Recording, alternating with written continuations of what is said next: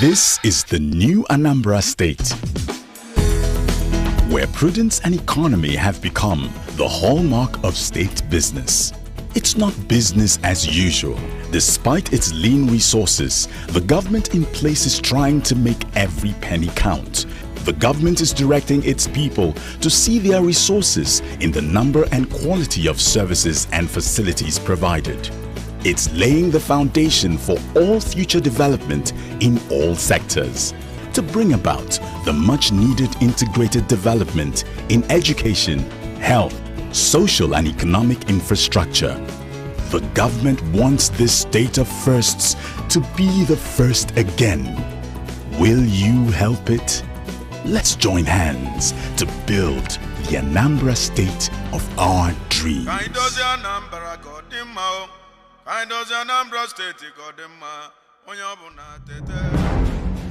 There is a striking similarity between marketing and political leadership. If you don't implement the right strategies that will deliver results, you're certainly not going to be an acceptable brand. In Anambra State, life is going on at full throttle everywhere you go, which perhaps suggests that the Governor Peter Obi's administration has tweaked its strategies right to consistently deliver results. He has gone into multi-sectoral development under ANITS, involving development of all areas, not just concentrating on one or two to earn some popularity. He's not interested in popularity. His work is speaking for him. For the first time in this state, a governor is embarking on water scheme, erosion control. He's gone into schools, hospitals, and foreign investors are getting more comfortable to come into Anambra State because of his financial prudence. MDGs, they have rated Anambra as either second or third in the whole country. And there's now federal presence in Anambra State. He continues with his prudent financial management, performing wonders, doing things that normally would have been deemed impossible with the lean resources that come to the state, because we are not an oil producing state. But he does so many things that people have continued to wonder up till now how he gets the money for it. It's a prudent management of financial resources that has done that. It is so clear that he has a plan, he has a vision for Anambra State. And a walk around the state clearly shows some things on the ground in terms of educational institutions, hospitals, roads, and then some other things. It is so clear that something is happening in Anambra State. He has helped to ensure that some of the state hospitals are sufficiently equipped, that they have regained their accreditation for residency programs and house pre-registration house job programs. Water project, he has tackling it piecemeal, and I think that's the way it will be done. Words they say are cheap, so let the facts continue to speak. Fact: as part of an urban renewal strategy, he has cleared designated areas, provided roads, water, and facilities for electricity, all to lay the foundation for the emergence of new housing estates that will decongest Awka, the state capital. Fact: the agricultural sector has been boosted, with grants running into billions given to farmers to improve their produce. And for aspiring farmers, he has built new structures for better learning in the Anambra College of Agriculture. Fact: rural communities now have access to clean water through the government's small town and rural water schemes dotted throughout the state. Fact: the Obi administration has commenced the building of a new stadium in Awka, the state capital. Meeting the Millennium Development Goals has been a daunting challenge, considering the level of decay in the state's infrastructure when Obi assumed office almost 8 years ago. One of such challenges is the availability of clean, safe water in the state, as the water schemes built in the past were all dilapidated. When we came on board, there's no functional water scheme in the entire state. Our approach became short-term, medium-term, long-term. What is the short-term position? Do as many boreholes as possible, especially within schools, which we are still doing some. As of today, we've been able to do approximately 500 boreholes. These are in different towns. You see it in the adverts, so the towns know they exist. And within schools and healthcare centers, because it's critical. So Governor B wasted no time in tackling head-on the provision of water to ease the burden of the people, saying that access to safe drinking water has a direct bearing on the health and well-being of the people of Anambra State. Partnering with other developmental agencies like the European Union, UNICEF, and the federal government of Nigeria, the Obi administration, through the State Ministry of Utilities and Water Resources, has recorded successes by installing new water schemes, revamping and expanding existing ones in categories such as urban, rural, and small-town water schemes. One of such urban water schemes successfully rehabilitated and expanded is the Okika Doka water scheme, with 100,000 surface tanks pumped by boosters to an elevated reservoir of 100,000 gallons. Residents of the area now have potable water in their houses, with water meters attached to record consumption for easy and accurate billing. The Akuzu Ifite water scheme is on stream, with the capacity to supply water to parts of Akuzu and Dunu in Oyi and Dunu-Kofia local government areas respectively. It has installed a surface tank of 50,000 gallons, 3 boreholes, and 2 new 150 horsepower boosters.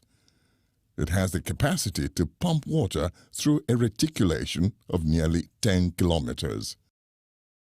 To cover other parts of Dunu-Kofia and Njikoka, the Njikoka-Dunu-Kofia water scheme is now functional. It has an elevated reservoir of 100,000 gallons being supplied by 2 new boreholes. It also has a 350 kVA standby generator. The water scheme currently supplies water to Ukbo, Aba, and some parts of Abagana and its environs. Another major achievement of the Obi administration in the area of water supply is the successful rehabilitation of the Obizi Uga Regional Water Scheme. Water from the Obizi Natural Spring is pumped into a treatment plant, where it is further pushed by boosters to 14 nearby towns. Water from this facility is stored in various elevated reservoirs, some far away as Ibuku, Akbo, Oyeuga, Ekulobia, Isofia, and Ukpologu, all in Agwata local government area. Residents of Nnewi are not left out in this scheme, as they now enjoy clean potable water in their households, as the Obi administration, through the Anambra State Water Corporation, has successfully rehabilitated the Nnewi Zonal Water Scheme that has not been functional for years. The reservoir holds up to 200,000 liters of water. The unique feature of the Ubaha Amensi water scheme in Agwata local government is that it is powered by solar energy and has a 3,000-gallon storage tank. With over 180 of such schemes dotting the state, the governor has put them onto the Water Sanitation Health Committee, RUWASA, of each benefiting community to ensure security and proper maintenance. We always buying tanker waters, or we go to Achina here and get drinking water before. Yeah. But now, we are very happy. We are not going any other place to purchase water. There is water here now, done by Ruasa.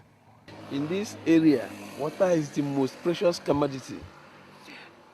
Water can sell as much as the man who has it puts it.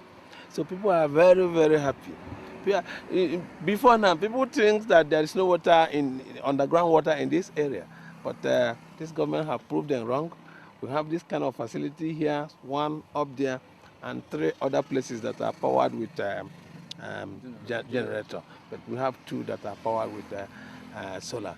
So it is really a very big thing. People are very happy because it has never happened before. Still under the Millennium Development Goals initiative, a total of over 500 water schemes have been installed in various schools and health centers throughout the state, providing clean, safe water to students and primary health institutions.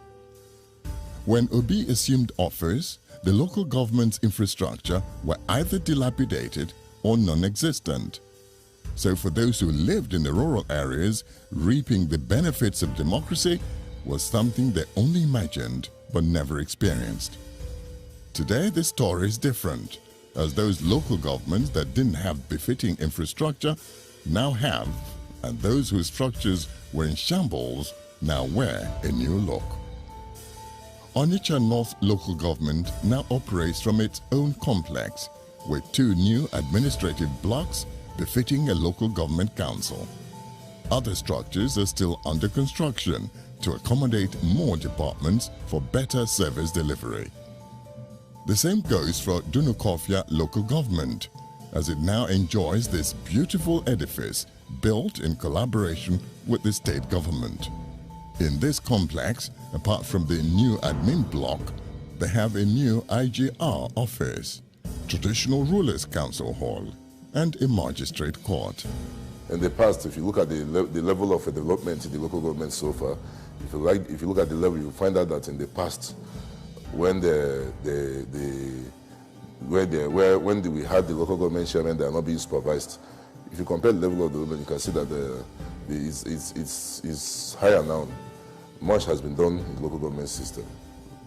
Other local governments like Awka South and Njikoka local governments that already had structures but were dilapidated or run down. The state government also collaborated and gave their complexes not only a complete facelift but built new structures to accommodate the various local government departments that cater for the needs of the people. The democracy, we talk about getting to the grassroots. I think Njikoka is one of the places you go and appreciate what has been done by the government. We have good health centers built, new ones by this government. And you know, health, people get sick and need attention.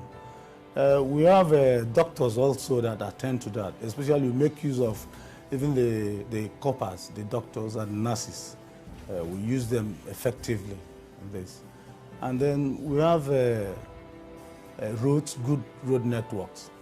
6 communities, we have 6 communities in this local government. And they are all connected with nice roads. We have water, of course. We have water. We have schools. We renovated and built new schools, both secondary, primary. If you look at projects done by the local government in connection, in synergy with the state government, finally we've done a lot. Those projects can speak for themselves. Look at them all over the place. The health, the education, the boreholes and whatever, you know. So we've done a lot. His management is overwhelming. I don't know how he's been able to get these funds. I know these funds don't come from the federation account, the money they give to us, but he finds a way to get these funds from counterpart funding or from donor nations or whatever. But he has empowered us a lot. We've done roads in synergy with the state, the ones we've done ourselves. it has never been this good. The Obi administration didn't stop there, as it went further to partner with the local government in the provision of other basic infrastructure that impact directly on the lives of the rural dwellers. A few years ago, Governor Obi was convinced that the decline in education and the high level of decay in schools was as a result that government could not maintain the moral discipline set by missionaries when they established these schools in Nigeria. He then returned 1,040 schools back to the missionaries, their original owners. He, however, gave them funds to rehabilitate and build new infrastructure, as well as provide buses to enhance mobility. However, these secondary schools at Uli, Ihiala local government of Anambra State, are now under the control of a diocese in Imo State. But not to deny the students, many of whom are probably Anambrans, the Anambra State government has continued to give them financial assistance to renovate the rundown structures as well as build new infrastructure. I've not seen such thing being done before, but it is in this era of the Governor Peter Obi, the governor of Anambra State, that I've seen it, money being given to schools without the government bringing contractors or those who will carry out the project. And he has entrusted the principals to carry on the work using the directives being given to them under direct labor so that they can supervise and see that the money is being used judiciously. When Mr. Governor Peter Obi Igbo was funding such mission schools, I think he thought it wise, and I'm praising him that he was also funding here, being that here is also in Anambra State. He didn't mind that here is Nolo Diocese. I think we are talking of Peter Obi as the governor of Anambra State, and Uli is in Anambra State. Now, you can see the trade buildings fully renovated with 10 million naira. I should think that if it were to be given on contract, the 10 million naira wouldn't have achieved as much. It's just he funded the thing through the schools, the principal, the managers, the proprietors, and all that. And because of the direct labor, much was achieved. I think his thoughts about this is very commendable. If it were to be on contract basis, little would be achieved. But when you go from school to school that were funded as Uli High School, the result will be there, very, very clear.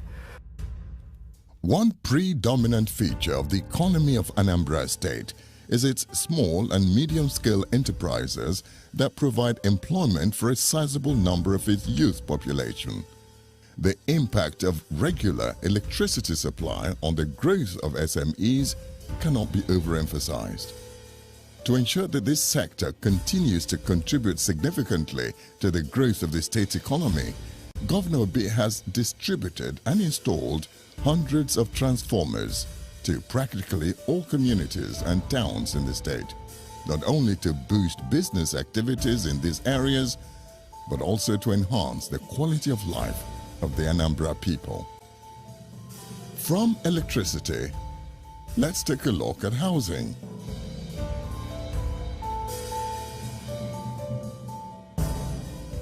In an attempt to decongest the state capital, the Obi administration, through the Anambra State Housing Development Corporation, has created new layouts for those interested in building houses.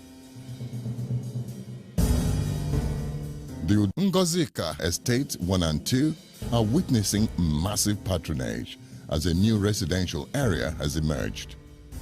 Its success is due to the fact that the government has provided in these areas the basic infrastructure. The well-mapped out estates have been provided with good roads, serviced with high and low tension electric installations to sustain electric supply.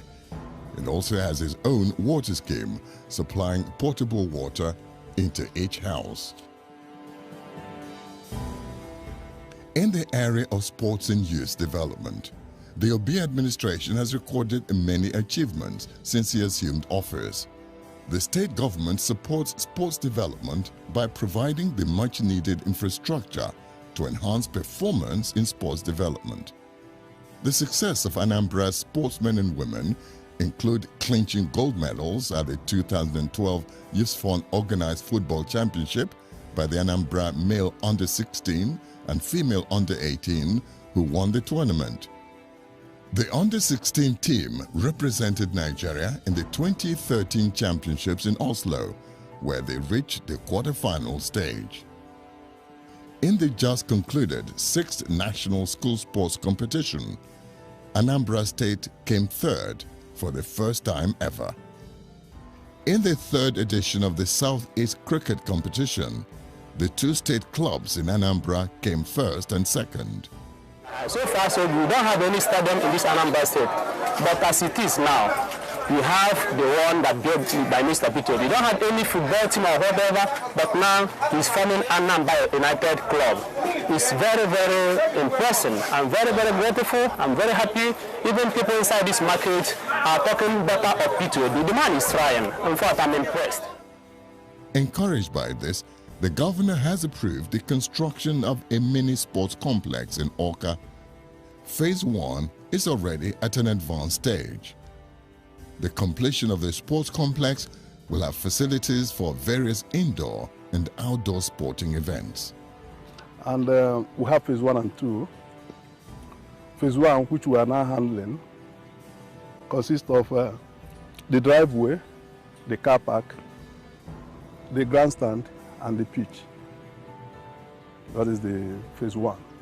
Then the phase 2, you have the indoor hall, swimming pool, the hostels, that is for the athletes when they come to camp.